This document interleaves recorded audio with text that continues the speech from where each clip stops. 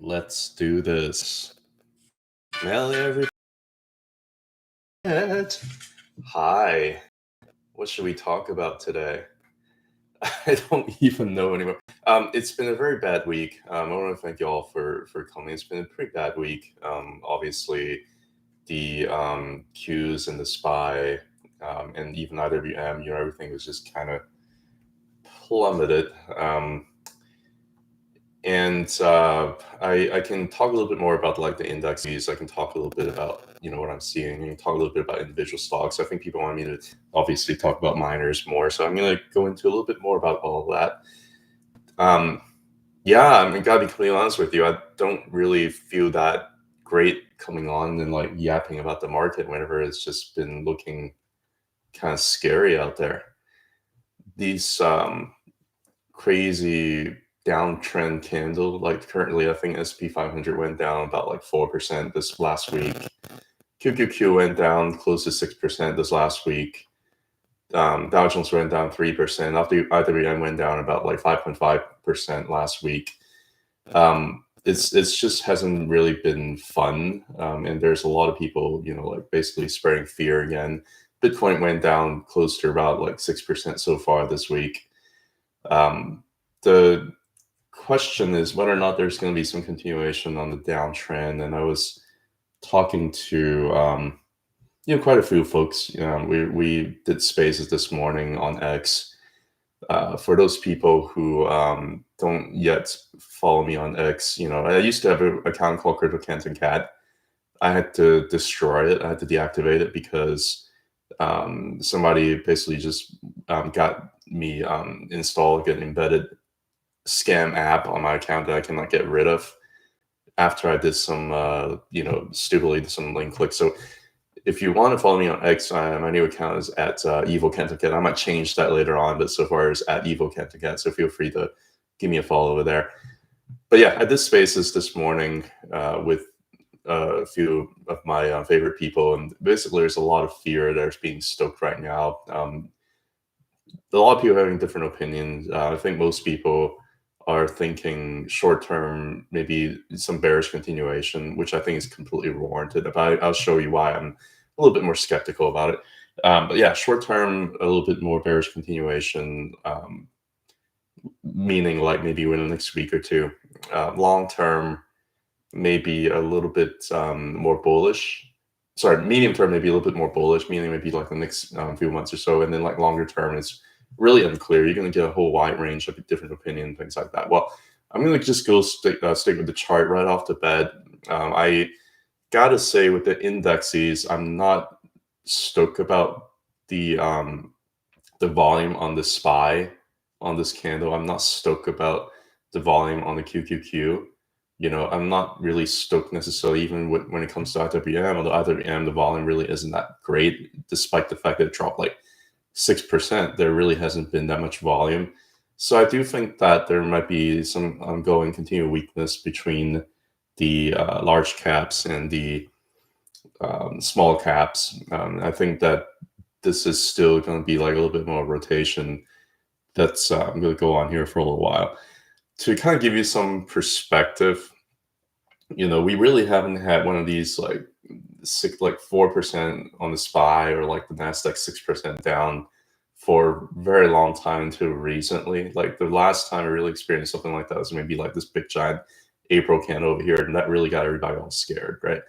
And then the time before that, you really have to look at like the 2022 downtrend where you're going to get that kind of volatility. So volatility is back, right? Why is volatility back? Well, if you look at the VIX, I got to say for the short term, I'm going to do the monthly here. I'm going to say for the short term, the bears might have a little bit of something to kind of go off on here because and people say you can't chart the VIX. I chart it all the time. I think it does tell you a different story, but if you look at the 20-month moving average, there is a little bit of a concern here, doesn't it? Like 20-month moving average is pointing up now, and the Bollinger Band expanding. Like you got a little bit of a crocodile here going for the VIX here. So, and we're going into election. I guess it's reasonable to expect maybe a little bit more volatility. The thing that gets me happy or gets me excited about it is that we already have the VIX flush all the way to like 65. That had already happened last month. And even when you have a little bit of short-term uptake of the VIX, it may not be that sustainable, right? Like all it takes sometimes is just be maybe like a few months of upgoing VIX, and the next thing you know, it just continue to die down. Even if you have like an uptrend and even a bullish demand expansion, the overall idea is that the market still goes up over time, right? I mean, even if you have something ridiculous like the dot-com bubble and the great financial crisis, the stock market generally goes up over time, right? So to kind of look into what I think is going to happen in the short term, we got to say this. I generally don't, technical analysis wise, I generally don't like candles that have no wicks. If it's a red candle, like this one really doesn't have much of a wick, does it? Like no wick on the upside, no wick on the downside. These things generally, and now there's going to be a lot of exception to the rule, and this is obviously, I'm going to show you like this. There's the reliability of this is not like super high, but in general, if there's no wick above or below, you tend to favor the continuation of the trend. Now, you did have a little bit of an uptick of a volume over here, on this trend over here, which means that in the short term, there's a potential for prices continue to go down and maybe even back test some of the levels over here around 530. And I think it's entirely possible where SPY goes down to like 530 to back test that level. I'm not going to say it's not going to happen, right? The only thing is that sometimes all it takes is just a full body candle over here to end the downtrend. That like you never know. Like over here is the same thing, right? And next thing you know, you have an inside candle. Next thing you know, prices kind of went up a lot higher, right? So I'm not sure. I would really like to see a little bit of a wick underneath below. Then you know that hey, there's like some signs for demand. But so far, there's really it's just like a full body candle. So there's nothing I can go off on. The most likely scenario, based on probability speaking, is a little bit further down for the SPY, which would stoke a lot of fear into us, right? Like this is part of the reason why I like kind of dread coming on here today. Even after making a video on like Friday saying, oh, like it's all BS, like all that stuff. I mean, I still think it is. I still think that they're trying to stoke the fear into us, and I think it's working. Like I feel it, and whenever I feel it, I feel that maybe I should be a little bit more skeptical. Same thing for the QQQ, right? 6% negative candle over here with increasing volume. That's usually a little bit more of like a warning sign. And you've seen the same thing over here too, right? Next thing you know, you have an inside candle. Next thing you know, price just went up a lot higher, right? So it's hard for me to say that, although probability speaking, most likely we're going to come down here to a certain level down here to back test a little bit more, just because I'm not seeing any wick over here. So it's a little bit concerning. Now, if you're asking me what I think would probably happen for a longer term, that's going to be a little bit hard for me to say for sure. But I do think that, let me see, I think maybe I should do SPY over QQQ. I do think that usually you're going to have a little bit of, more of bearish sentiment if the SPY ends up doing better than the QQQ or S&P 500 doing better than NASDAQ. It is a little bit more, makes me wonder a little bit more here, right? Like over time, you just zoom out all the way to like two or 3 decades ago. The SPY generally underperforms the QQQ. The S&P 500 generally underperforms the NASDAQ, right, over time. Like it's just generally what happens, except for the dot-com bubble. Like obviously S&P 500 was like, yeah, let's leave the NASDAQ and whatnot. But over the last 20 years or so, this seems to be a pretty continuously downtrend, with the exception of 2022, when there's a lot of deleveraging that needed to happen on the NASDAQ. NASDAQ dropped like 40%. The S&P 500 only dropped maybe like 20-something%. And you have a huge outperformance of the SPY, right? Right now, we are starting to see a little bit more of an outperformance of SPY over QQQ. And I think it's hitting some resistance here. I think it's hitting like a little bit of negative sloping 20-month moving average. it does get me a little bit, concerned whether or not the same thing over here is going to happen like over here. I gotta say, like, I'm not. I hate, like, the more I look at charts and I'm like, okay, so this is going to hit the cloud. Like, is this what's going to happen? Um, and I hate to be like bearish, but it does get me thinking. Like, initially, I really do think, and I still feel that it's going to happen. Initially, I think that the 20-month is going to get rejected, and I think that the QQQ should, have a pretty decent bounce, but it just hasn't really been, kind of happening that way. So I'm gonna just like take a step back and say, okay, be cautious in the short term. From week to week, it's hard to predict like what's going to happen for sure. But I still think that overall IWM is still a very, very bullish chart. Like, it looks like it kind of came back down on not much volume really, and it's really just right at the bull market support band. Can it go down below a little bit further? Sure, but overall, this actually looks like, it actually looks like a beginning of a bull trend, not like QQQ has been going on for quite some time, right? IWM looks like it's just got started. And overall, like, QQQ has shown, some relative weakness. SPY has shown some relative strength over here at the bull support band. In IWM, same thing, right? So a lot of things are still closer to support. I just have a hard time knowing exactly what's going to happen because SPY has kind of spiked up its volume on this bearishness, and so has QQQ. And I'm a lot less worried about IWM, to be honest. So I feel like at this point, I've shown you this chart before over and over again, but I'm going to keep doing it. Russell 2000 over SPX. I'm going to do the monthly. And the whole idea is, I do think that small caps probably going to end up outperforming large caps moving forward, because if you look at the RSI, there's going to be a lot of these kinds of bullish diversions that's been going on for like years now, right? So that I think is going to work out. Over here, you have bearish diversions, and then just end up like Russell 2000 and just end up underperforming SPY for like a decade and a half. Here, you're really building a lot of bullish divergence. So I think that, this might be beginning of a little bit of a change here. But anyway, I digress. I still think that if you believe in cycle, this is my contribution to the bulls here. If you believe in cycles, this is the IWM chart. I think that the U.S. economy runs, or the health of the U.S. economy is shown really by the IWM. And the U.S. economy is really gonna be based on, or it's gonna be shown in terms of strength based on IWM, because that's really the backbone of the U.S. economy, is in the small caps. A lot of these smaller companies, if things are looking good, they should look good. If things are looking bad, they should look bad. Like, overall, I think this is more like a bull trend rather than a bear trend. Overall, if you look at cycle analysis, whenever you have a bullish cross of the Tenkan and Kishin on the blue line over here, things tend to go on for a while, like a couple of years. You have bullish cross over here, things tend to go up for a couple of years. You have bullish cross over here, and then COVID happened, things plummeted, right? But next thing you know, it just kept on going for a couple of years after it reestablishes its bullish cross. And that's a true like black swan event, right? Here, what happened? Well, we just kind of have a katana for like the last half a year.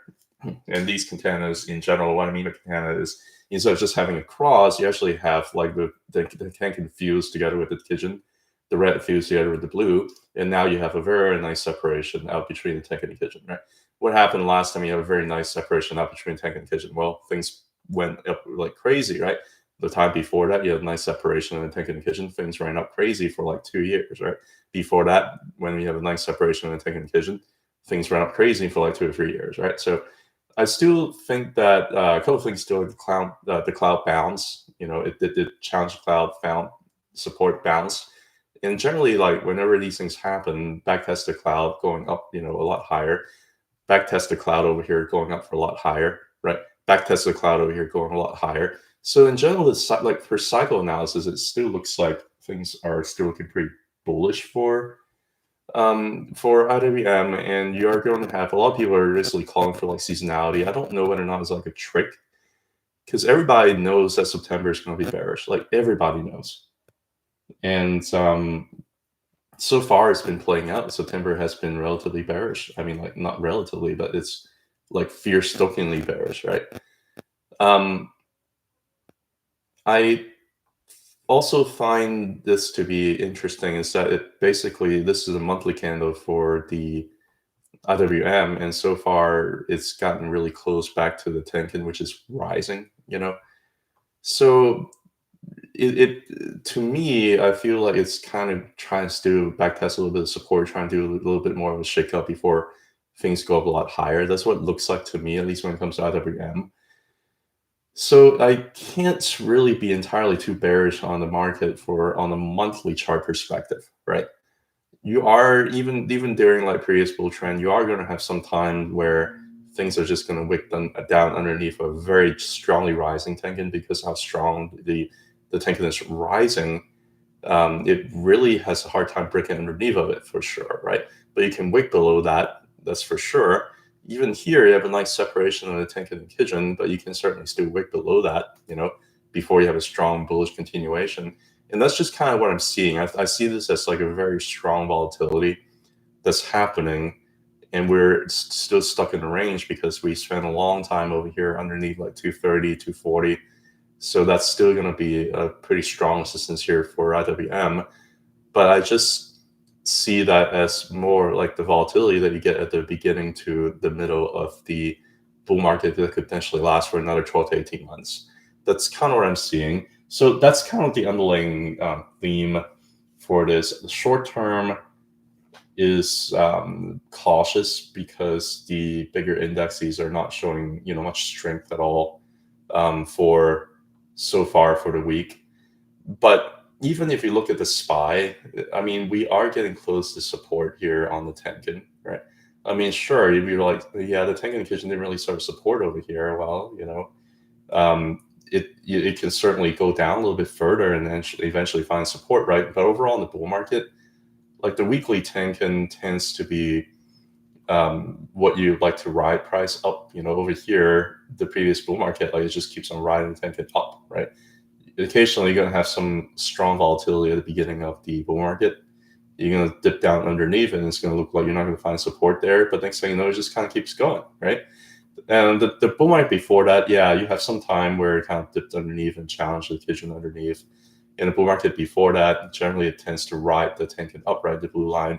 But like I'm saying, at the beginning of a bull market, you're going to have a little bit of a breakthrough underneath the Tenkin, and it's going to get everybody all worried.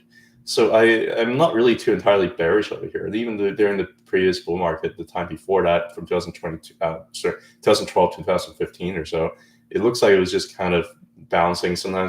Most of the time, it bounced from the blue line from the Tenkin. Sometimes it goes back to the Kitchen. And it just keeps going up, for like a few years, right? So right now, I think we are still okay, based on looking at technicals, but because we don't have much of a wick over here at below, it does make me wonder whether or not we're going to end up just maybe opening with another Black Monday and then just kind of flush, and then we'll see what happens after that. But anyway, those are kind of my overall perspective. I think that we are going to have people interested in talking about a few stocks here. Somebody wants to talk about SOFI. I can certainly talk about SOFI here for a little bit. The key for SOFI, I'm going to get rid of the Ichimoku cloud here. The key for SOFI is this. I think that it is initially it had a full body candle like closing above this trend line over here, and I could certainly see a reason for it to come down here and back test, right? I do not think that you're going to go beyond that. I do think that we're going to end up getting rejected here around like $8, 8.2, and then it's just going to go down further, right? I do think that we're going to end up getting rejected here. A few reasons why I thought that is because things are just like way outside the weekly Bollinger Band, and that's just unsustainable. So I did anticipate a correction to go down, right? The question is how far does it go down? I'm also going to pull up the volume over here too. Like it's not a bad volume, but it's not like anything crazy. The correction had gone down below this trend line. I still think that overall there's still a lot of effort to try to break this trend line over and over again. So I do think that eventually this trend is going to end up getting broken, and you are going to get a little bit of a strong support down underneath on this channel that has been working out pretty well on the pitchfork, right? you are also expected to have rejection up here too because of the Ichimoku cloud. Like I was expecting a rejection around like 8 to 8.2, 8.3, somewhere around there because of the Ichimoku cloud, right? I don't think we're going to break above the Ichimoku cloud over here, immediately. The key is really to try to find a higher low. I'm going to get rid of all this, like I think it could potentially go down below like 7 again, even further. That's entirely possible. Although last week was, a little bit spooky, if you will. Like it doesn't. It felt like a scam dump to me. I don't know, but I might be very well biased, right? So let's just kind of stick with the technicals here. On the weekly, you don't yet have a bullish cross. And the bears sniffed it out, and they basically was trying to attack the area down below where the end up finding support. End up finding support here at a very important zone around $7, where price had multiple areas that's been hit before, right? You can also end up finding support right around, as I was showing you, the 20-week moving average, right, which is going to be where the bull support band is going to be at, right? It basically broke about the bull support band, basically just kind of backtest a little bit. The bull support band is turning flat. So there's entire possibility where price just kind of oscillate around the bull support band and until it kind of turns a little bit more flat. Yeah, I think people are just getting a little bit more like too bullish on it. I don't know, like I can see the cloud rejection happening. I can see the weekly Bollinger Band rejection happening. I just have a hard time seeing like where price is going to end up, right? End up touching the bottom of the support band, end up closing a week that way. There's a little bit of a wick down below. I'm okay with this week's close. It's not anything that really is stoking fear on me. I was public about like I actually want prices to be below $8 so I can buy as much as I can, because I do see that the Bollinger support band is really starting to change trend, right? And I do think that even on the monthly chart here, even though we are currently still below the 20-month moving average yet again, we did end up closing above that last month. So far, it's only 1 week into the month, and we are below that again. But I do think that the 20-month moving average is still very, very nicely up curling, and I still think that this is still, basically suggesting there's going to be some bullishness happening soon.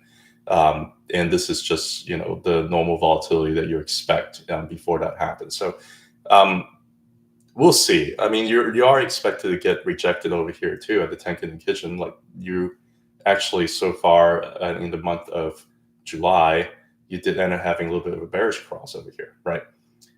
But I just want to say, like, bearish cross, yeah, that's scary looking. But the bullish cross didn't really work out. Like, I think this is maybe a little bit more of a delay of, basically just telling you that a lot of volatility here. I just want to see us reclaiming the Tenkan.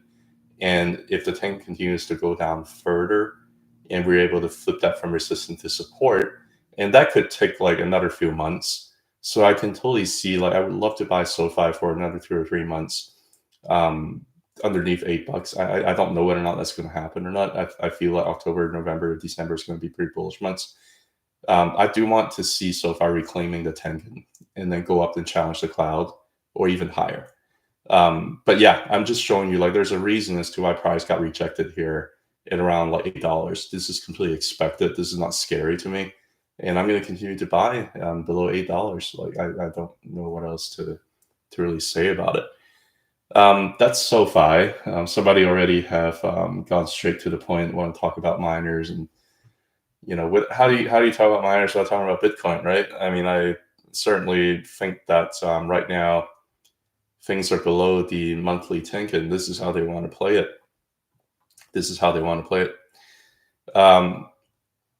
Can price be below the monthly Tenkan here and still be very bullish? Yeah, I mean, like at the beginning of stage over here, this bull market, you can have price kind of wick underneath a rising Tenkan. I see a lot of similarities actually, like between this bullish cross over here and the nice separation between Tenkan and Kitchen and the back test down here.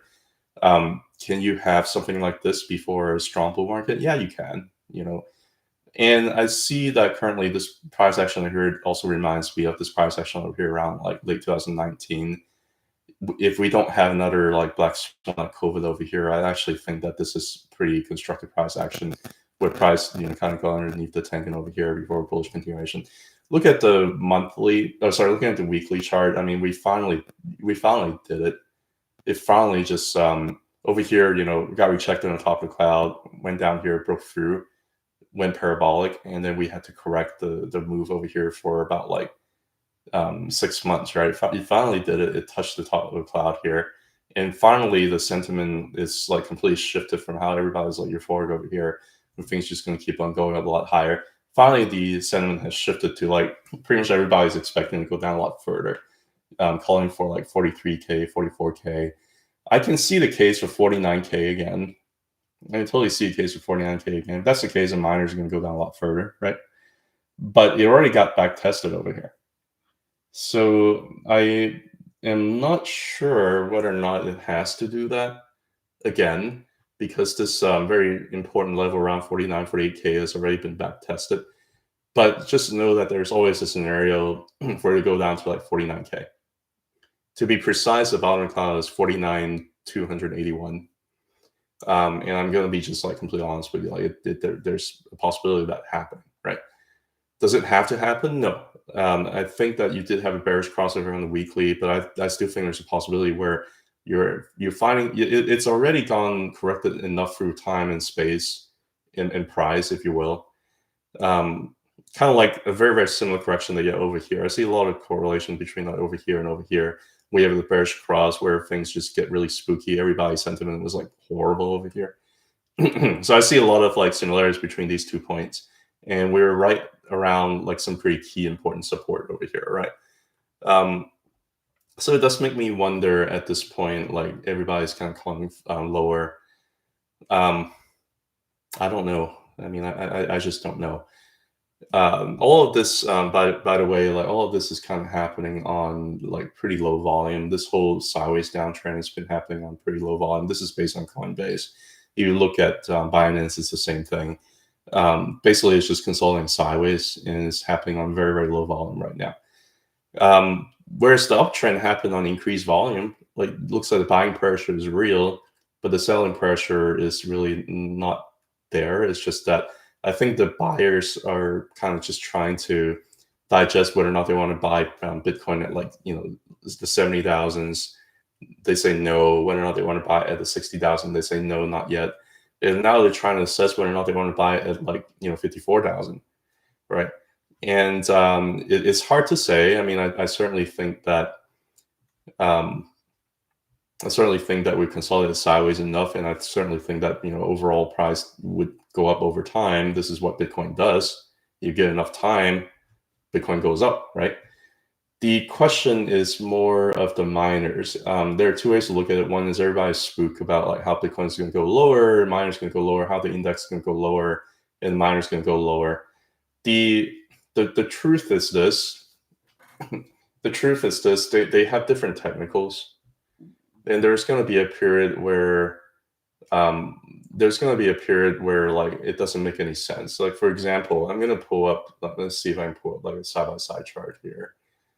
There's going to be a period of time where it doesn't make any sense.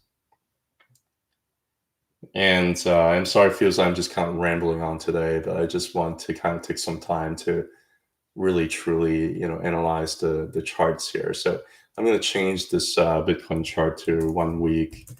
And I'm going to see whether or not I can line up these guys over here. And let's see. Sorry, it might take me a little bit of time to do that because I haven't really found a way for TradingView to really be able to like line up. So this is probably as close as it gets, right? There's going to be a time where it doesn't make sense. Why? Where, like for example, I'm putting up the Mara chart here, right? There's going to be chart times where it doesn't make any sense. Why did Mara end up like outperforming Bitcoin by a lot? For example, from like June to July 2023, right? And there's going to be a time that doesn't make sense in terms of why like Mara is underperforming Bitcoin by a lot, right? So you're always going to have like some narratives. Some people are always going to say, oh, it's because the miners are constantly diluting. I mean, I don't know. I mean, like you're just going to have a period where one's going to outperform the other. And I think that Mara is still a small cap stock. So Actually, matter of fact, I still think that it probably still follow the IWM a little bit more closely than it does with Bitcoin a little bit. Just looking at the IWM chart with the Mara chart, it lines up a lot better than the Bitcoin chart, Mara chart, doesn't it? Right? I mean, like, I feel like a lot of people are thinking, oh, Bitcoin's going to shoot up a lot higher and Mara should shoot up a lot higher. Why isn't it go up? Well, because IWM, like, this is small cap stock, so it's going to be subjected to the TradFi liquidity pool. And whenever you're going to end up having issues with small cap trying to have a little bit of a hard time breaking out, then Mara is going to also end up getting a little bit pushed down too, right? Sorry. So the thing is, right now, I really have a hard time seeing Mara just like mooning, unless if IWM makes an all-time high, and that's still a little bit far away from happening still, right? Like, IWM all-time high is up here around like 244, 244, somewhere around there. And it's still not quite there. You're talking about still another like 30, 40 points away from hitting that area, right? So to me, I feel that right now, as IWM is trying to break above and backtest this range over here around 200 to 210, somewhere around here, Mara is still doing the same thing. It's trying to break out about this range here in the low teens, right? So until we are able to get through that, and that's the whole reason why I spent a long time talking about IWM and how I'm bullish on it, because I really do see that a lot of these miner stocks would require that level of small cap outperformance for them to really get things going. Until then, it's still going to stoke a lot of fear into you. But that's also another point that I want to point out too, is that the volume for this whole downtrend over here is just not there, right? Whereas the volume on the uptrend over here is there, right?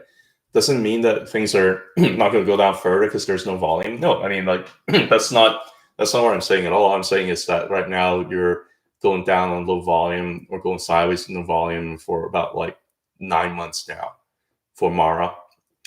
And you are also coming back down to really, again, solidify the back testing of this level over here, right? So I got to say, like, I'm not sure. I think, like, the same thing, like, IWM's backtesting this level over here. So I really think that the miners are going to basically look at IWM and see what it's going to do. And there's also a potential that even if Bitcoin corrects further, if IWM holds up pretty well, I think the miners are actually going to do pretty well because they've corrected, like, Bitcoin corrected for 6 months, miners corrected for like 9 months, right? So I actually think there's a potential where, like, and it can confuse a lot of people, like, where Bitcoin, if it does end up like going down a little bit further, like, miners at this point, they might actually end up holding up pretty decent at this point because a lot of these kind of crazy correction has already happened, right?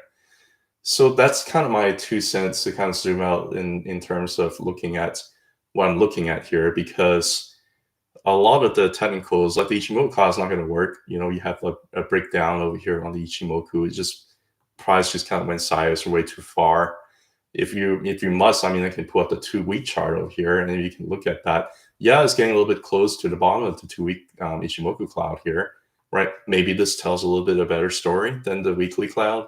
Over here, you see, like, the last bull market, what happened? Well, price went inside of the 2-week Ichimoku cloud, and it was just way too far, way too fast, puncturing the cloud, and it just ended up needing some correction, right? It fell over the cloud over here, eventually went back in, back test the bottom of the cloud, or at least get really, really close to it. Didn't really touch it, but it got really close to it, and the next thing you know, it just mooned, right? Do I think that it's going to moon like this? No. I mean, I think that this cycle overall is just a lot slower than last cycle. I think last cycle it just kind of went with a bang, and then you just end up having like a huge exhaustion. It just kind of went down a lot further, right? So if you look at Mara currently, what is it doing right now on the 2-week chart, right? Okay, so over here during the bear market, was trying to find some support here at the 2-week Ichimoku cloud. Not able to find support, back tested, rejected, down, right? And then since then, the bear market happened, got rejected here at the Tenkan, kept going down until it reclaimed the Tenkan, flip it from resistance to support over here. Oh, never mind. Puncture through the cloud on very, very high volume, right? I just wanted to show you this. Over here, same thing in May, in like July of in August 2020, Mara punctured into the Ichimoku cloud here on huge volume, right? And over here around October 2023 to December 2023, we punctured into the 2-week cloud on huge volume, right? Volume that has not been seen in Mara ever, right? And the next thing you know, we've just been consolidating sideways over like 9 months and doing absolutely nothing while volume continued to plummet, right? This is a maybe much more contracted period over here compared to over here. And this cycle has just like been absolutely brutal, right? But over here, like the volume just plummeted. There's no volume. That doesn't mean that the whales have exited. I don't know, but all it takes is just a little bit more volume to kick in. Next thing you know, things just kind of go up, right? So over here, that's what I'm saying. Like I don't know whether or not I would necessarily buy like that Mara is going to go down a lot further because you're at very important horizontal support zone over here. You're at pretty interesting support here on the 2-week Ichimoku cloud, and all this sideways has been happening on low volume. And you're also getting to the point where this candle had already closed. This is a 2-week candle, but it's already closed, and there's just no volume at all over the last 2 weeks. Even though you have like a bearish candle over here, there's like no volume here for the last 2 weeks.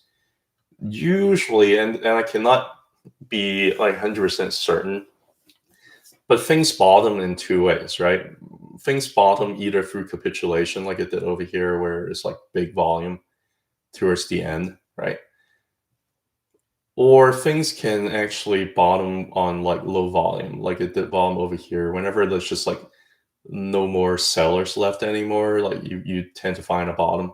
And maybe perhaps we don't have any more sellers left anymore. I don't know, maybe there's still some, but the volume has really just plummeted. It's just been really exhausted, right? So very similar over here too, like before the last, push up all the way from like 19 to like 70 or 80 for Mara back in like May to November 2021. The volume has just kind of plummeted over here for like a few months. And all it takes just a little bit of like green volume push up and price just kept going up higher. But you don't really have like the whales come in anymore at this particular pump, right? So this is probably more like an exit liquidity grab, if you will, or truncated wave 5, whatever you call it, 1, 2, 3, 4, 5, right?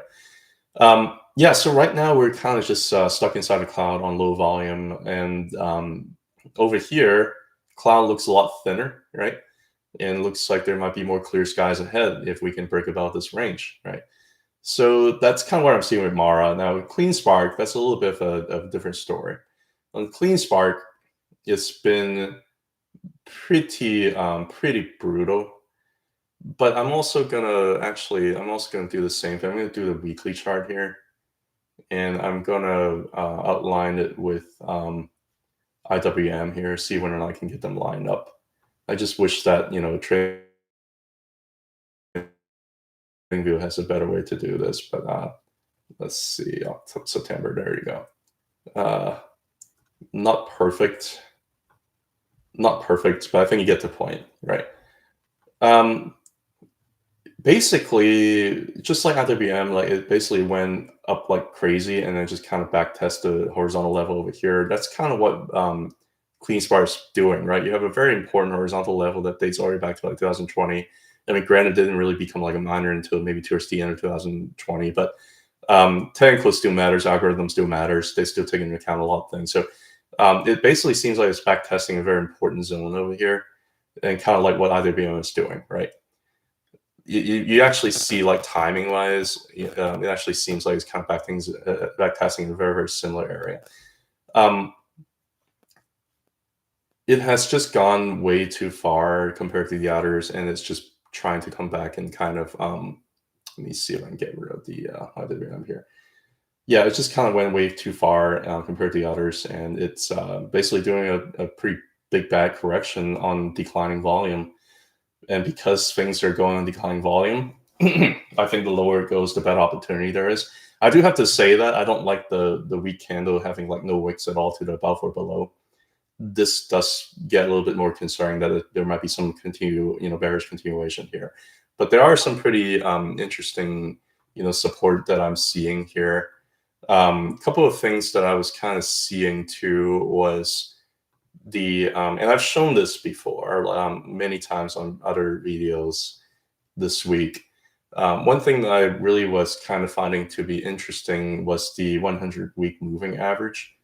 Just throughout the entire history, every single stock has their own personality.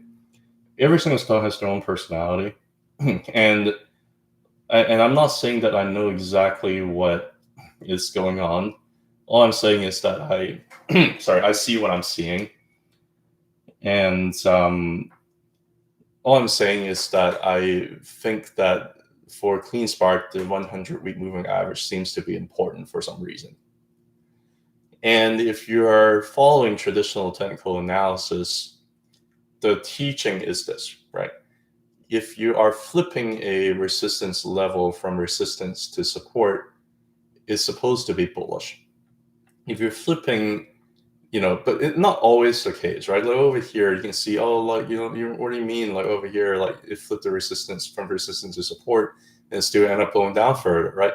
Sure. I mean, it depends on where you are at the cycle over here for CleanSpark. A lot of the price action before that is like kind of meaningless, right? The reason why I say it's meaningless because I think like CleanSpark didn't really become like a true Bitcoin miner until December 2020. So a lot of price action before that is probably meaningless. And the Bitcoin bull market was really ended, I would arguably say maybe around like February, March, or April of 2021. We did make another higher high for Bitcoin, but like a lot of these like leverage plays, they didn't really do very well, right? It did end up coming back to test the resistance and the support, and it did end up bouncing from like 11, 12 bucks all the way to like 24, right? So that's not a small bounce, right? So over here, the question is this: do you think that, and whenever it breaks down, back tested, and it got rejected, price went down, plummeted, right? Over here, it really tried to challenge it again. So you already have like this whole downtrend over here. There's a lot of accumulation that's already happened over here for like 2 years, right? So that is a little bit of a different standpoint in terms of like their fundamental change where they became a miner over here. I don't think people are really like accumulating CleanSpark over here thinking that it's going to be correlated with the IWM or correlated with like Bitcoin, as opposed to over here where you have like a 2-year accumulation period, and you simply have a little bit of a back test. When I say a little bit, it's actually pretty brutal, all the way from like 24 bucks to like 8 bucks, right? But you have a little bit of a back test, come back down here at both a horizontal zone as well as a pretty important, moving average over here. Does work out pretty well for CleanSpark. If you believe that Bitcoin is going to go a lot higher, and you believe the IWM bull market is just getting started, then this could be a support level for it to go up a lot higher. But if you don't believe that, then it's then you might see that. I would say like minimally, if you don't believe that a bull market is going to come, I would say minimally, you're probably going to end up having some pretty strong bounce. Maybe right around where we're at right now, maybe a little bit lower. But you're probably going to have some pretty strong bounce that might be going up maybe like 50 or like 70%. And that could be like your, lower high, and things would just end up plummeting down, right? If you really believe, that this just, recession is coming, all the economic data is bad, blah, blah, blah, rate cuts are bad, then yeah, I would see minimally at least a bounce for people to be able to exit and go down. I don't think so. I look at IWM, I'm like, yeah, the thing looks like it's just kind of started. And it looks like it's just kind of back testing some levels over here. So I think that's what kind of CleanSpark's kind of doing. The bears saw an opportunity to plummet price down on low volume, and they did it. And right now they continue to plummet price down on low volume. And right now this week candle has no wick. So I don't know what to tell you. Yeah, in traditionally speaking, with technical analysis, if there's no wick, you're at risk for some further bearish continuation. But I just wanted to kind of show you what I'm seeing here. The other thing too, I mean, I guess I can pull up the volume shelf over here. It's not really having that much volume shelf support over here either. Like things just kind of look like they just kind of want to plummet. There's no buyer, but also selling pressure. Like they didn't really need to sell. Last week there's really like no volume at all across miners. Even for Mara, like there's absolutely no volume here at all, and price just kind of went down a lot. So the way I see this, if you're gonna have something like this, the lower the price goes, the better. Like imagine a firm that went all the way from December 2023 all the way down to like August of 2020, like so July 2024, on like no volume, right? And the lower it goes on no volume, all it takes sometimes is just a little bit of volume to come in, and next thing you know, like it can reverse it can reverse in 4 weeks what it has done for like the entire like 6 months, right? So I just want to reiterate the fact that hey, we're going down low volume. It sucks. Price sucks. Can it go down to like 7.5 or something like that to close that daily gap, or whatever, like this daily gap over here. This daily gap over here around where is it going to be? Yeah, 7.39, right? Back in January 2024. Could it come down and close that gap? Possible. Anything's possible. I don't know. I mean, it's going down low volume. There's a buyer strike. Anything's possible. Sure. Why not? But would that mean that I'm going to sell more down here? No, probably not. I just, at this point, like, I don't really look at exact levels. I look at more for more like a range. I try to identify a range, just like I've tried to identify this range over here. I tried buying the bottom of the range, thinking that was smart. Obviously, it didn't work out, right? But I'm trying to identify like a greater range here because I still believe in Bitcoin, because I still believe in IWM based on what I'm showing you. I'm trying to identify a range for CleanSpark, because I think CleanSpark, Mara, all these miners are going to be like leverage plays for IWM.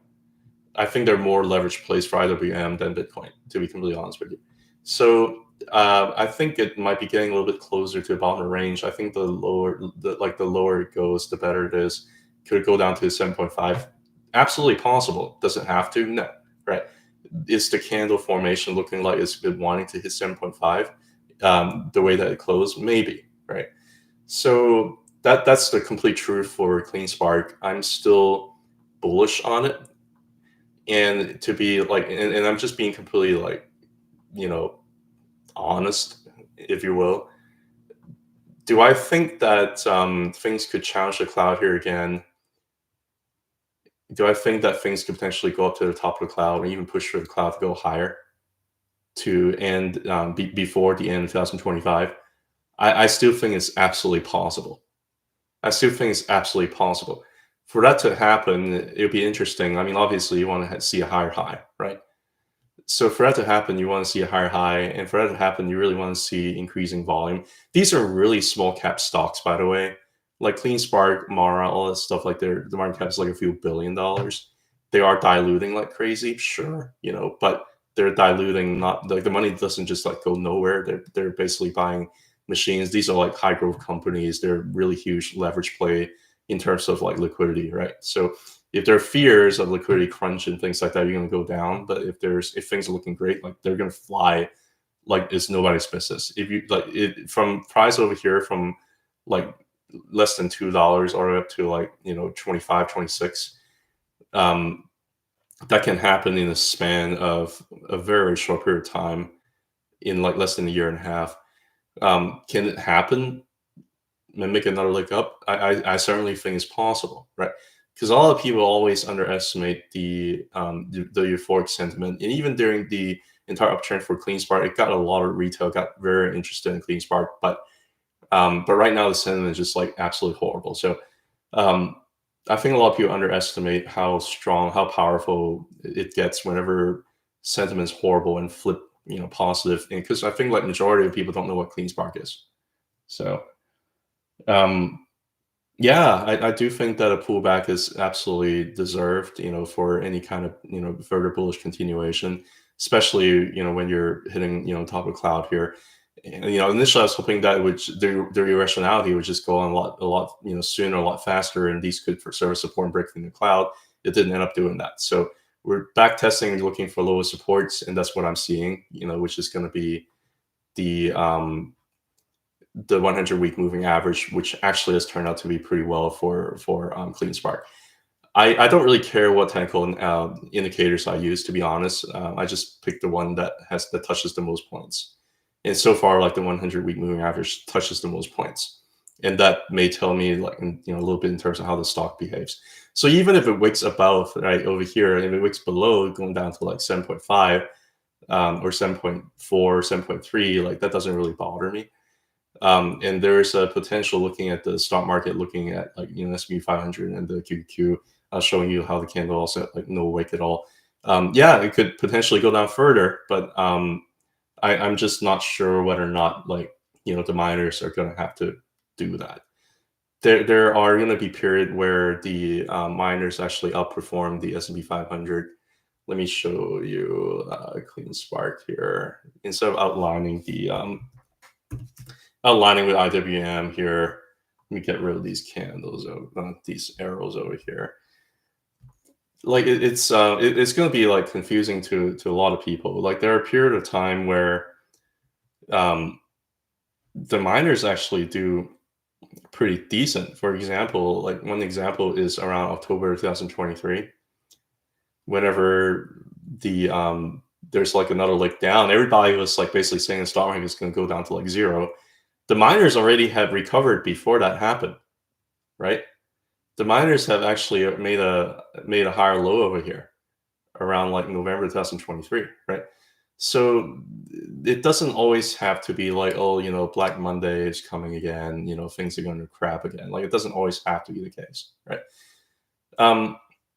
So I just I just don't know whether or not I'm really that concerned about people looking at the SPY, looking at like Bitcoin and thinking miners can go down. Like a lot of times they do kind of do their own thing. So especially after like a pretty brutal correction like this, like they might end up doing their own thing. So that's just something to keep in mind. I have some requests for other miners here, and I'm gonna go through them real quick. I'm already talking about them anyway, so why don't I just kind of talk a little bit more. Bitfarms, hitting a little bit towards the bottom of my pitchfork over here. I still think it's going to be at the bottom of the range. Can it go down further? It can, but so far it's been following up this channel pretty nicely. And I still think like right now it's still kind of hitting the bottom part of this big giant volume shelf here pretty nicely. It's just been stuck in range for a very, very long time. And it is one of those stocks that I think is a little bit more of an exaggerated version of Mara, because I think that both like Bitfarms and Mara, I think they have the same chart. But I think that whenever Mara goes up, I'm going to stop like charting Bitfarms because they basically have the same chart. So CIFR is one that is really, how should I say this? The more it goes down, the more bullish I am actually. And that's how I think that's how like we should operate. It is breaking down underneath the 100-week moving average, but so that it did over here too, right? Like it doesn't really bother me. Overall, I still think that CIFR, especially after they announced their dilution, and they had a little bit of false breakout, they couldn't break out above. And you had a lot of recent weakness on like Bitcoin, and it ended up just kind of going down, right? But again, I just want to take into consideration over here in terms of this CIFR chart and IWM, right? The bottom line, I think, is this. They're all showing a lot of similar, behaviors, if you will, where I think CIFR has made a big run from the bottom up to the top, and I think it has to correct a little bit more longer sideways. IREN has corrected a long time, right? And I think if anything, like these two, this downtrend over here was a little bit more correlated with IWM than anything. So I got to say, now you just look at the individual stock itself. It broke down underneath the weekly Ichimoku cloud, found an area of vulnerability, and broke down underneath of it. It's still overall a higher high here and a higher low here compared to over here. I know I'm crazy to say that, but this is still a bullish chart. I know I'm like crazy to say that, but this is still a bullish chart. Like the volume is still not very strong on this downtrend over here. The entire downtrend volume is not very strong at all. It still seemed like this is all like reaccumulation, because whenever you have increase in price, volume goes up. Whenever you have decrease in price, volume goes down, right? So all of this still seem relative like a very much a reaccumulation zone over here. Let me pull up a couple other things here too. Yeah, the Bollinger Band. Like the lower it goes, I think the more bullish I am, because a lot of the Bitcoin miner stocks, they're just a little bit far away from the low Bollinger Band, right? Like clean spark, it's ridiculous how far overextended the downside is, right? These things are not sustainable. I think you're going to minimally have like a pretty strong bounce. Mara, same thing. Bitfarm actually is more bullish. Like, and that's why I'm wondering. I wonder whether or not Bitfarm's actually got a little bit further to go, but we'll see. CIFR looks like it's just been like way outside the low Bollinger Band on like no volume at all last week, right? So these things get you wonder whether or not like, are they trying to like trick you to like get rid of your shares? I don't know. You know, you kind of think about what you want to think about. It did break down underneath the 2-week Ichimoku cloud over here, which is, you know, a little bit concerning. And it did break down underneath the 2-week, you know, Ceviche cloud here, which is a little bit concerning. And also, I'm gonna show you like all of this stuff over here too. Even the monthly, it did break down underneath a rising 20-month moving average, which is a little bit concerning. All of this stuff happens, and you wonder whether or not you should switch from like one miner to another whenever the technicals end up breaking down. It's no longer hucking the price up onwards, right? The way I see it is, yeah, there's some technical breakdowns over here with CIFR. And I kind of take a step back. I'm asking myself, I'm like, hey, look, and I've been charting these things for like months and months and months. It's been looking bullish, and all of a sudden it looks bearish. Does that mean that I should like give up, you know, charting? No, I don't think I should give up charting these stocks. They're very volatile. So a lot of these traditional technical analysis may not work for them as well, and things can break down and it can get you, you know, all spooky. But at this point, I'm more relying more on like volume. I'm more relying on whether or not things are just like way overstretched, and I think they are, right? And I'm also more reliant on like the overall like, you know, IWM and also Bitcoin. So I think that it's very, very tough for me to to tell you, because when things look bullish, I tell you things look bullish. When things look bearish, I tell you things look bearish, right? But I can also tell you that I also did end up buying more CIFR on Friday. I mean, just because like things are overextended, even like short term, like I would expect it. Can things go down further? Sure, it can, right? Can it go down to this range over here, like around 2.5? Sure, it can, right? But I don't really see that happening without minimally having like a pretty significant bounce, right? And on the longer time frame, I still think that the 20-month moving average is still going upwards, right? And I still think that right now, the move that's happening right now is on relatively low volume compared to what it was before throughout the entire year. That it does make me think twice to be, you know, more bearish on it. And also seeing what's going on with IWM, seeing what's going on with the rates, seeing what's going on with Bitcoin in general. Like I'm gonna stay bullish. That's kind of what I'm gonna say on CIFR. Somebody requested IREN. IREN did break down a little bit below the line that I've initially drawn over here, but that's okay. Like I think it could still find support or volume shelf around like $6. So it did end up back testing this pivot point almost perfectly on the symmetrical triangle, and it went back up. It is trying to find support at 0.236. Was not able to. Came back down. It's got some pretty decent support here on top of this volume shelf.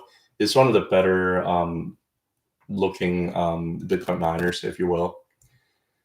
I'm not going to spend too much time. I think like I probably spent too much time talking about the miners, because I think that's what you guys are interested in mostly when you see my charts. But getting a little bit close to the cloud here. Can it break down the cloud? Absolutely, because it's a thin cloud. But I think it's interesting. Cloud is also like at confluence at this big giant volume shelf over here. So I think like IREN's actually pretty decent in terms of where it is at right now. Volume is also not huge compared to what it was before an uptrend. So overall, IREN still looks pretty decent. If you look at the all the moving averages, I'm going to pull up the 50 and 100 and 120. You look at all the moving averages, it looks like it's just trying to bounce from like the 50. You're going to get some resistance up here. I don't think it's going to be like a V shape where it's just going to keep going up. You're going to get a lot of resistance up here above around like, whenever the 20 comes back down, it's probably going to come back down, maybe settle down around like 7 or 8. You're going to get a lot of resistance there. And that's okay. Like that doesn't bother me. On the higher time frame still looks good, right? Yeah, that's all I had to say about IREN. I think IREN has found some pretty decent support zone. It still had a lot of resistance above. It could go down a little bit further to like $6. It's entirely possible, but I see that right now is closer to the bottom of the range than the top of the range. Definitely not a great idea for those folks who end up buying up here. Like I warn against buying like all the way up here because it's just way above the upper Bollinger Band. Like that was a pretty bad entry. But the fundamentals was also great at that time. Everybody's like hyping up about the fundamentals for IREN, and next thing you know, like fundamentals are crap now. So that's kind of what my thoughts on is with IREN. I'm also going to get to CORZ here in a little bit because somebody requested about CORZ. TeraWulf, same thing. If you would have bought all the way up at like $6, I think you were doing it wrong because it's just way outside of monthly Bollinger Band. This is one of the strongest chart of Bitcoin miners. It's bouncing from like the rising 20 on like no volume back test. Yeah, so I think TeraWulf, it could go down further. Sure, can it break down through like all these like supports? I'm sure it can. But this is one of the strongest chart over here. Found support here in this candle, this horizontal range. Came back down, back test this horizontal range right there on the rising 20-week moving average. It could probably end up consolidating a little bit further before going up. But yeah, TeraWulf looks like it's one of the best. BTBT, I like this one as well. Again, plummeted down on like no volume at all. So all it takes just a little bit of volume for all this to like reverse. So I'm buying BTBT. I don't care. On the higher time frame, again, it's a little bit broken down a rising 20, but it's still rising up, so I'm not that, bearish on it. Somebody mentioned to me about HUD, I think HUD is also just basically going consolidating sideways over here. I think it's one of the late riser. It was a late riser last cycle.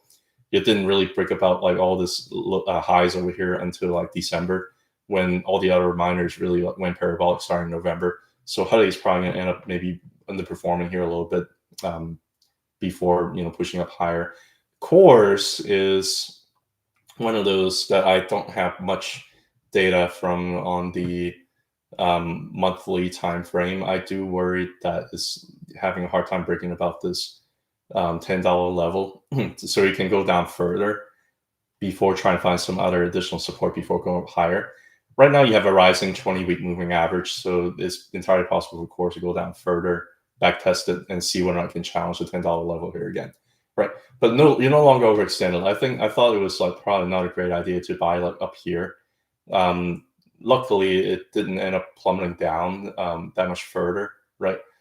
But right now, it's just kind of stuck in a range over here. So we'll see. Like this does make me wonder, what's going to happen. But one good thing that's going for CORZ is whenever you have increased buying pressure, you have increased volume. Whenever you have sell, you have like nobody really wants to sell CORZ at this point.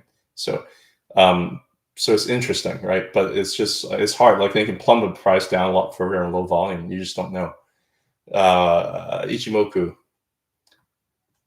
I'm not really, sure, like you have the Tenkan over there on the weekly, but the weekly Tenkan is nice to look at. It's no longer accelerating like it is over here, so it's kind of flattened over here. So I'm not sure when that is going to be like strong support anymore. It could go down further, and if it goes down further, I was just showing you earlier, you have the rising 20-week here, like around $8 right now. It's going to keep rising, and you have like 7.5 down here as potential support level, right? So over here, it got really close to the 20, bounced, right? So those are kind of like the risk levels that you're looking at. for CORZ. If you're really interested in going into the stock for whatever reason, that would be your entry. Woo! Vivian asked about Ethereum and DOGE. I have Ethereum. I buy Ethereum. I am still bullish on Ethereum, and it's been absolutely a brutal few months for Ethereum for sure, to say the least, right? Which is I'm going to show you a couple of things here. I did have a couple of drawings here. One is I still looking at, let me zoom out to like a 2-week chart here. I still think that Ethereum has just been building up in like a little bit of like symmetrical triangle over here. And it's not breaking above, it's not breaking below. It's just gone sideways for what, like 3 years now. Yeah, I do have a fib level here. If you're curious in terms of like how I drew the fib, I'm going to show you. So if you are looking at not the last cycle, but the cycle before that, if you draw the 1 for the Fibonacci here at the top of the cycle here around January 2018, and the 0 is going to be at the bottom of December 2018, right? You can see how these fib levels are working out pretty well, both in terms of the retracement for the rejection here, as well as the extension for basically like Ethereum got rejected almost perfectly here at the 3.618, right? It basically got rejected almost perfectly at the 3.618. Whenever it broke through, it was a little bit rejected here at 2.618, came back down to 1.618, try to find support and make another higher high, right? And as price went down, it really just bounced between the 1.618 and 2.618, right? So as price plummeted down, where did it end up going? Where did it end up finding support at? It ended up finding support here right at the golden ratio, the 0.618, right? All of these make complete sense, by the way, because the 0.618 is a very important number. I think it's not to be underestimated. And the 1.618, 2.618, 3.618, all these fit levels are very important numbers. They're not to be underestimated. So thank you for y'all's kind words, by the way. Like I know I've been right, I've been wrong, but I'm sorry. I guess I talked for too long. I've been right, I've been wrong, but overall, like I'm still in it. My money's still in it. I'm still looking at it. I'm still trying to find out what's going on and make moves with it. I'm going to share my thoughts with you. None of this is advice. I'm just telling you what I'm doing, right? So what I'm really doing is I'm looking at these fib levels, and they've been respecting these fib levels almost perfectly, right? Well, where is the fib level support right now? The fib level support right now is at the 1.618. The fib level support right now is 1.618, and currently, price is a little bit above that. We wick down underneath of that, right? If you look at the weekly, we wick down a little bit underneath of that. The week is not over yet. The week's going to end up closing tomorrow. Could we end up closing below that? Sure. That's fine. But if you close above, that doesn't mean that you're just going to end up breaking above, right? You can end up having some candle that closes below, and that doesn't really bother me because I think that this is still a very important support zone. If I get rid of all this, and if you're asking me where I think an important support zone is going to be on like a higher time frame, and again, this is the monthly candle that contains the price action of the last 7 days. It's a pretty bearish looking candle so far. So if I look at, actually, sorry, that was the 2-week chart. So that was a pretty, bearish candle. Now this is the monthly candle that I was talking about. It contains 7 days of price action so far, and the last 7 days have been absolutely brutal, right? You basically broke above the cloud, back test the cloud, and you end up broken underneath the monthly cloud here, right? What I can say is this. I don't know whether or not the 1.618 was going to hold. I think it will. And I think it already has done what it needed to do to backtest this horizontal zone over here. I don't know what Bitcoin's going to do. I don't know whether or not Bitcoin's going to continue to plummet down further to 49K. If it does, Ethereum has been showing a lot of relative weakness, for that. But I'll also show you in terms of what altcoins are doing, by the way. I think altcoins are actually holding relatively well compared to Bitcoin over the last 7 days.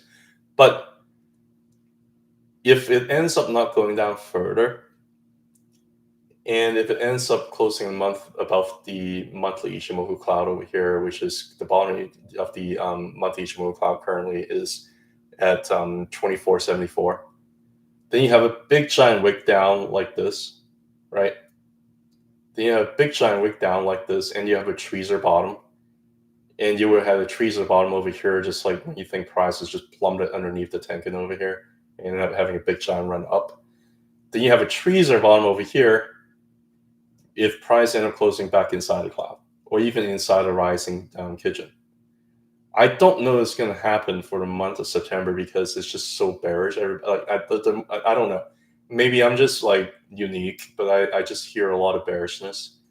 And I'm looking at the chart. I'm seeing things are kind of breaking down on like 7 days of price action, and the month still has another like 3 weeks to go.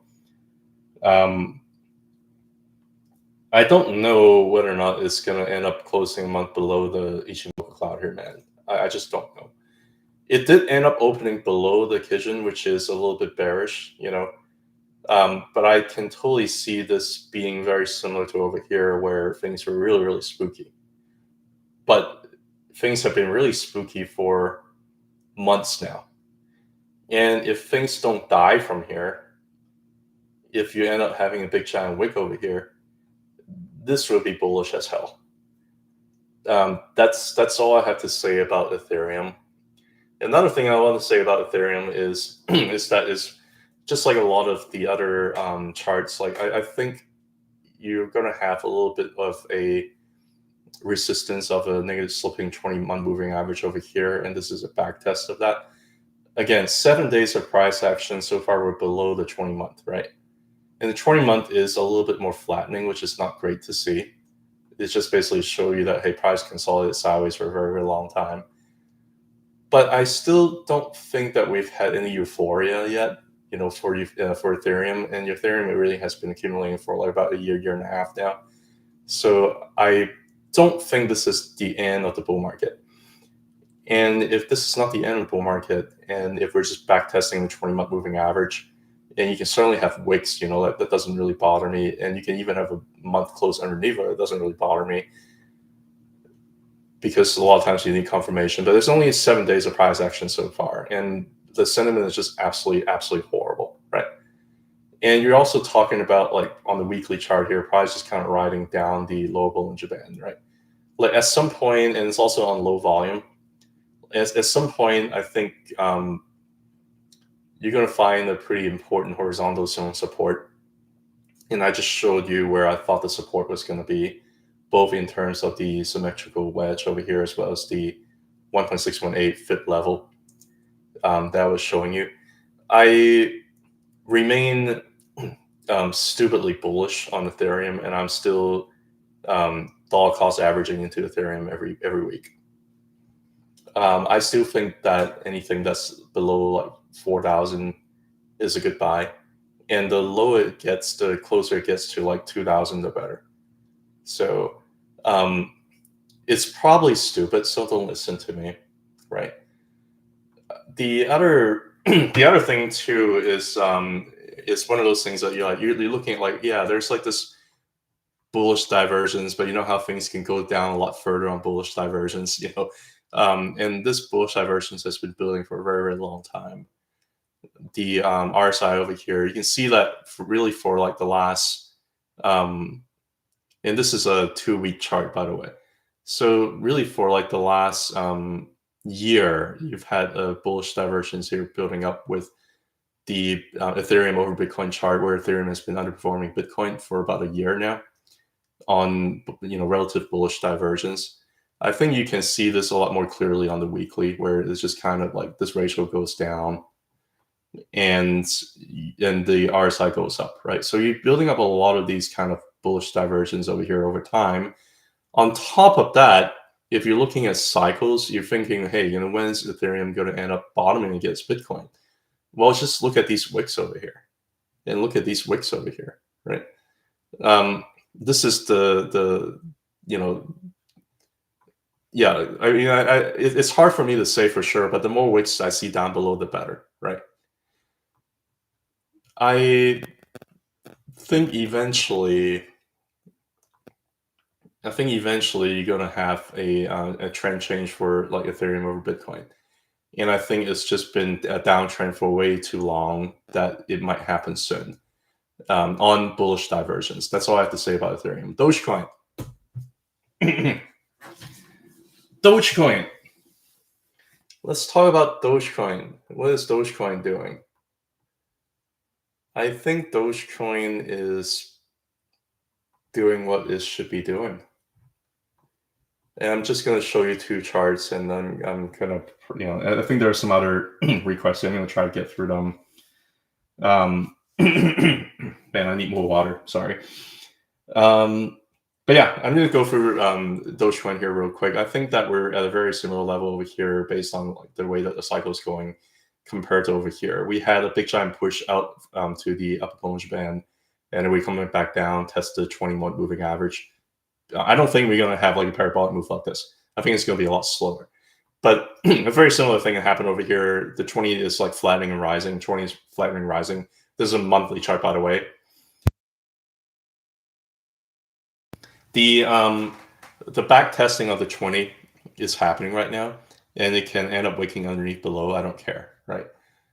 Currently, price is underneath the flattening or rising 20. But that doesn't really bother me. I just see a lot of confluence. This is still a higher low compared to over here. And I just see a lot of confluence compared to like the last cycle, compared to the cycle. Even the cycle before that, when like price just like all funky over here, it's the same thing. Like you've seen the same thing happen over and over again. It may not happen exactly the same, but I think they rhyme. That's one thing. The other thing to look at it is to look at a 2-week chart here. Look at Ichimoku.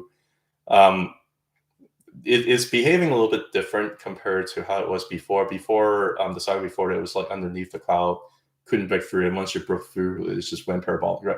That's not generally how technical analysis works. Usually, you end up breaking into the cloud and consolidating sideways here before things broke out. Right? So the Dogecoin mania was really like on a little bit more like an unexpected start, if you will. Over here, you actually behaving what stocks and crypto are supposed to behave. You break into the cloud and consolidate sideways over here and back test the bottom of the cloud, right? And so far, I think we did a pretty good job doing that. So yeah, I'm not bearish on Dogecoin. I can talk about targets, but I've been buying both Ethereum and Dogecoin like almost every week, if not like twice a week, if not like 3 times a week. Especially on like these wicks down here. I've been buying it like sometimes like a couple times a week. I almost feel like I've just been spending money like crazy on Dogecoin and not seeing a whole lot for it over the last month or two, but we'll see what happens. I've been buying all the way down here. I was buying over here too, like around like 12, 13. I was buying up here too. But yeah, I was definitely trying to buy a little bit more here. So I'm like basically accumulating because it looks like it's forming a higher low at and a very important, horizontal support zone area, and at the bottom of the 2-week Ichimoku cloud. So that's what I'm seeing here. Now, another thing I'm seeing in terms of why I'm like super bullish on Dogecoin is volume. Nobody wants to sell Dogecoin. Nobody wants to sell Dogecoin. All it takes just a little bit of volume for price to pump a lot higher. All it takes just a little bit of volume to come in. That's it. I've even end the like nobody's really requesting any other altcoins. I even end the cryptocurrency talk with with one thing here, which is the others chart, right? The others chart is the chart that you have for the cryptocurrency market cap excluding the top 10 coins. So this is really like a true indicator of how altcoins are doing. Like you're talking about like the stuff that is not like that high up and people are not aware of. You're talking about the degen stuff, like everything, right? If you're looking at the others chart, and this is the monthly chart here, If you look at the others chart, you can see that it is really just backtesting this big giant trend line over here. And even if I don't draw the trend line, this is basically a classic cup and handle here, right? And the cup is happening on the uptrend on high volume. The handle is happening on a downtrend on low volume. Where do you think price is going to go up next? Is it going to plummet all the way down? Or do you think that this consolidation down here on this handle on low volume is going to end up breaking higher, right? I will let you decide on that because I'm not here to give you advice. I'm only here to tell you what I'm seeing. Okay? 20-month moving average is right around there. I mean, it's like a little bit below that, right? But it's right around there. So how can I be like really that bearish on the market? I don't know. Yeah, I think if you want me to talk about the yield curve inversion, all that stuff, um, and the crash with yield curve and all that, I've spent a significant amount of time saying like it's every time something happens, this happens. Yeah, I don't. Anyway, yeah. If you're interested, like we had a space this morning on X. We talked pretty extensively about like all these topics, including macroeconomics, including like the yield curve, uninverted, things like that. If you want to listen, if you're free, we have different perspectives. So far, wow, I didn't know there's like 4,000 people tuning in. So if you want to listen to that, we talk a lot about like Palantir, Nvidia, Tesla. We talked about Bitcoin. We talked about macroeconomics. If you're interested in like listening to like what we think about yield curves and all that stuff, feel free to check that out. I do have one more chart request somewhere up here that I think I'm missing. It's great to see everybody commenting. Jules, the usual suspect, Jules DD, Logain, V, everybody's here. There was a chart for, if you guys can help me out, good old MSTR. Let's talk about good old MSTR here. Good old MSTR is basically doing the same thing Bitcoin's doing. I don't have a whole lot to say about MSTR except that it's still outperforming Bitcoin here a little bit. It still looks better than Bitcoin, guys. The MSTR over Bitcoin chart on the monthly is still about the tank and Kijun after the bullish cross. So this is also part of the reason why I don't think the Bitcoin bull market is over yet. There's really no volume. Look at how incredible this is. Actually, no, that's the wrong chart. Look at how incredible this is. Like Bitcoin touched the top of the Ichimoku cloud, by the way, and MicroStrategy has yet to do that. But look at just how incredible this is. Huge volume uptrend, no volume long downtrend. The last two candle that went all the way from like 150 to 114 is on like no volume. I mean, all it takes is just a little bit of a volume for price to plummet all the way down to 20. No, I'm just kidding. But it's true, right? Like with no volume, you really don't know. It could all it takes just like a little bit of volume to come in, and you can see whether true move is going to be. These are not true moves. These are just chopping sideways. All it takes just a little bit of volume to come in. Now, if you still believe in Bitcoin, you still believe in IWM, you still believe that the market is going to do okay, then MicroStrategy is going to have some volume coming at some point, and the thing is going to beast, right?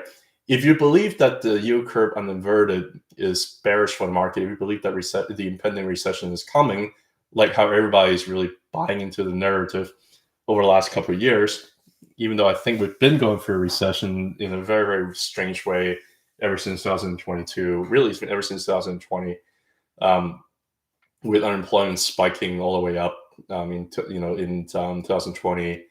Anyway, I can go through all that, but I'm just going to say, like, whenever there are these like absolute statements, this happens, that happens, I take that with a grain of salt, and I have my skepticism. because I'm looking at this, and despite all the fear out there, like people are not panic selling, whales are not panic selling. There's just not much buying pressure right now, and price just ended up plummeting like 33% over the last 2 weeks on no volume.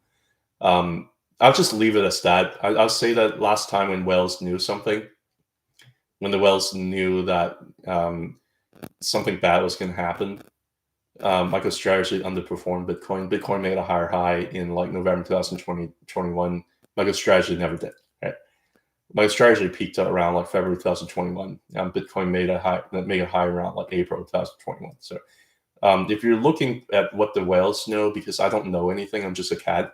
So if you base on that, the whales are not saying that they're scared right now. That's all I have to say, right? So somebody also requested another chart here. I think there's like a AUD or something like that. If you guys can help me out, I'm sorry. I'm gonna try to end the show soon. I think somebody did request a chart somewhere, and I would get through that, and then I'm probably gonna end up killing the show. So not literally. Don't demonetize me. Looking through. AUR. Thank you, guys. I'm like Danny. I'm like a 92-year-old. Like I can't read anything. It's a bullish chart. Yeah. I mean, I don't have much to say about it. It's a bullish chart. It looks like it's a big accumulation zone over here, and whenever you have purchases, you have increased volume. Whenever you have downtrending, declining volume. I'm gonna zoom out here. I'm gonna look at the monthly. There's going to be some correction to be anticipated because price just kind of went almost like 100%. With it, no, actually, like it went like 150% in like 2 months. You're going to have some correction here. If you're asking for where the support is, you're looking at the Tenkan down here 3.7. You're looking at the Kijun down here around 2.17. So sorry, 3.17. Right. So overall, it's a bullish chart. I do think that it probably needs to go sideways here a little bit, maybe at least for a couple months before going up higher. But I like this chart, and it can certainly backtest some of the levels down below. On the lower time frame, Ichimoku, yeah, same thing, or a lot more confluence. It can come down here to like the threes potential, and those do be a very nice higher low before going up higher. I'm not bearish on this chart. It looks pretty good. If you're looking at the Bollinger Band, initially it was way overextended, right? If you were bought like for $5, I think you were doing it wrong. If you were to buy it a little bit closer to like 3.2, 3.3, if it ever gets there, you're doing it right? Not financial advice, but it's just kind of what I'm seeing. I think it probably has a little bit more downtrend going because it doesn't really have much of a wick over here. So it'll probably end up going down a little bit further next week. Maybe find support at 3.7, maybe find support around 3.3, maybe find support at like 3.1, 3.2, who knows? But probably a little bit more downtrend before further bullish continuation. That's my best guess. So, all right, that is it, my friend. My friends. Yeah, Tesla. We did a charting session. I talk about Tesla a lot. But I'm gonna just go through it. Like, there's nothing really unexpected about Tesla at all. I don't want people to be like sad, and I don't want people to be like too euphoric and have unrealistic expectations. But there's really nothing unexpected about Tesla. And I'm just gonna go through this, and I might make a little bit more like in-depth video on Tesla later on, but I'm just gonna go through this here. You're expected to get rejected here at the Ichimoku cloud.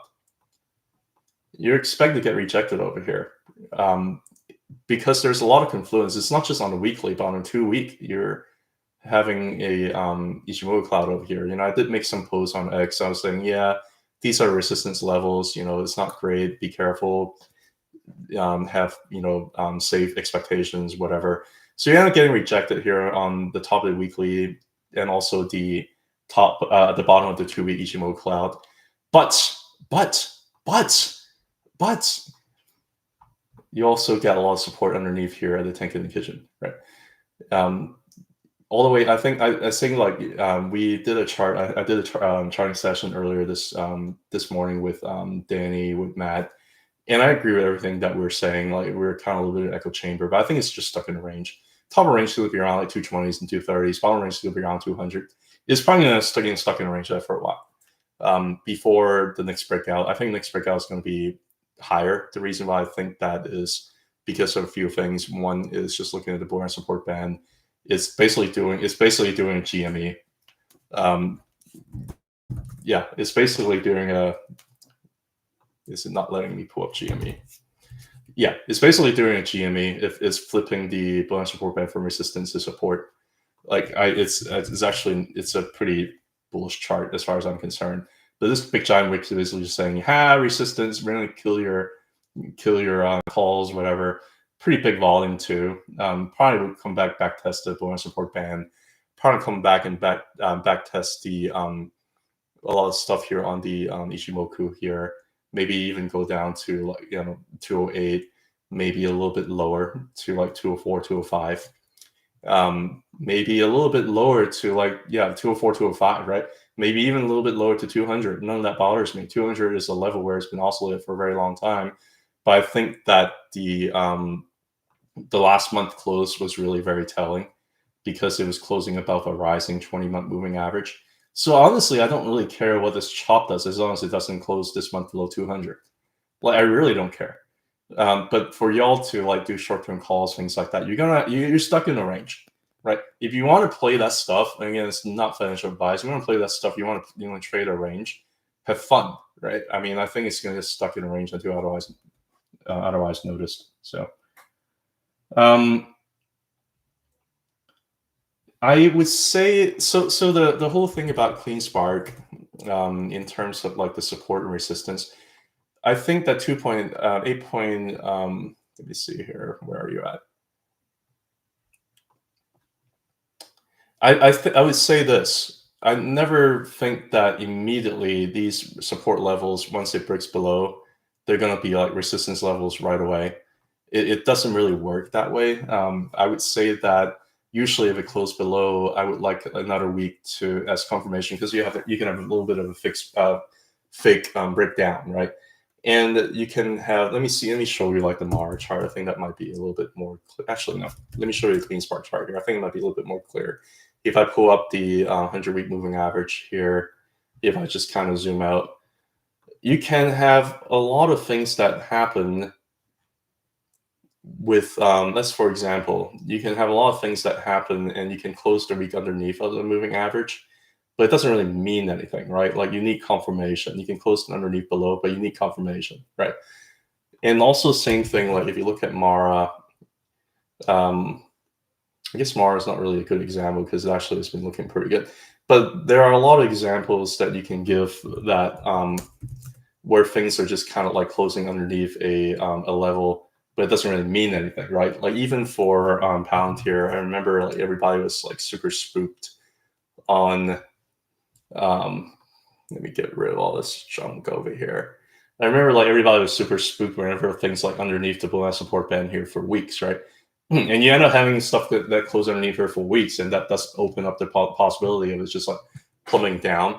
But that's why you also are looking for like confluence of a lot of other things too, right? Looking at higher time frame, looking at other things. So these levels to me, like they're not necessarily like, unless if you're a trader, you're doing short-term trades. To me, I just think of them as like if you're bullish on an asset, everything is at the lower part of the range. These are the levels to kind of pay attention to, and I might end up adding to these levels. I would never go all in. I would never do any like crazy options or anything like that. But that's kind of how I operate. There's no right way to operate, obviously. None of that stuff I'm doing is like advice. I'm just kind of telling you what I'm doing. So I wouldn't worry about like being below those levels and being worried about it. But that's just one way to look at it. So, all right, guys, did I address everybody's requests? I think I did. I'm gonna peace out now and drink some water, clear my throat. I might come back later to make a video on like Tesla to go for a little bit more like a deeper thing in terms of what I'm seeing. I might come back and make another video, actually, on like give an update on like DOGE and on update on GME. I actually think GME is a pretty interesting chart. Like if you're bullish on the market, like what the hell, you know? I don't know. But anyway, yeah, we'll talk more. All right, guys, take care. Have a good one. Bye.